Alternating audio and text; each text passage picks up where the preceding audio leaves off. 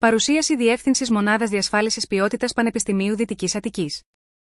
Η Μονάδα Διασφάλισης της Ποιότητας αποτελεί την ανεξάρτητη διεύθυνση που υπάγεται στις Βρετανικές Αρχές, με σκοπό την οργάνωση, τον συντονισμό και την υλοποίηση των διαδικασιών αξιολόγησης και διασφάλισης ποιότητας σε πλήρη εναρμόνιση και συμφωνία με τις απαιτήσεις του θεσμικού πλαισίου που ισχύει στην Ελλάδα.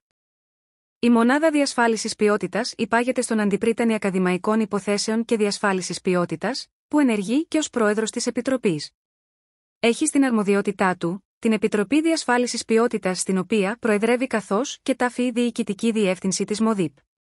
Τα μέλη της Επιτροπής μπορείτε να τα δείτε στην ιστοσελίδα της ΜΟΔΙΠ.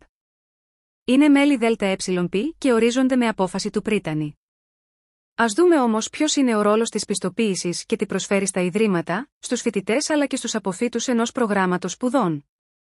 Ενισχύει την κινητικότητα των φοιτητών και αυξάνει τις ευκαιρίες, αποτελεί προϋπόθεση για προσέλκυση φοιτητών, διευκολύνει τις διακρατικές συνεργασίες προγραμμάτων σπουδών, αποδεικνύει ότι ένα πρόγραμμα είναι πιστοποιημένο σύμφωνα με τα ευρωπαϊκά πρότυπα, αποτελεί διαβατήριο των πτυχιούχων για μεταπτυχιακά και σπουδές στο εξωτερικό και βέβαια συνδέει την αγορά εργασίας με τα επαγγελματικά προσόντα. Η συμπλήρωση των ερωτηματολογίων των φοιτητών ενισχύει τη βελτίωση της παρεχόμενης εκπαιδευτικής λειτουργίας.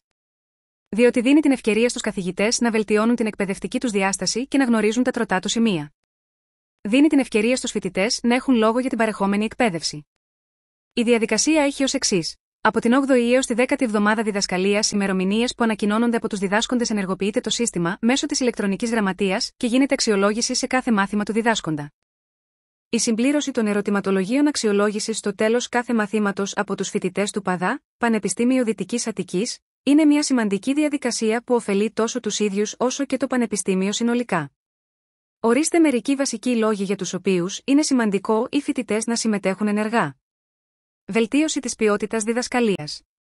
Ανάδειξη προβλημάτων που ίσως δεν είναι ορατά. Συμμετοχή των φοιτητών στη διαμόρφωση της εκπαιδευτικής διαδικασίας. Ενίσχυση της λογοδοσίας και της διαφάνειας. Βοήθεια στην ακαδημαϊκή αναβάθμιση του ΠΑΔΑ. Είναι ανώνυμα και ασφαλή. Η συμπλήρωση των ερωτηματολογίων δεν είναι απλώς μια υποχρέωση, αλλά μια ευκαιρία για ουσιαστική συμβολή στη βελτίωση της πανεπιστημιακής ζωής. Όσο περισσότεροι φοιτητές συμμετέχουν, τόσο πιο αντιπροσωπευτική και αποτελεσματική γίνεται η ανατροφοδότηση.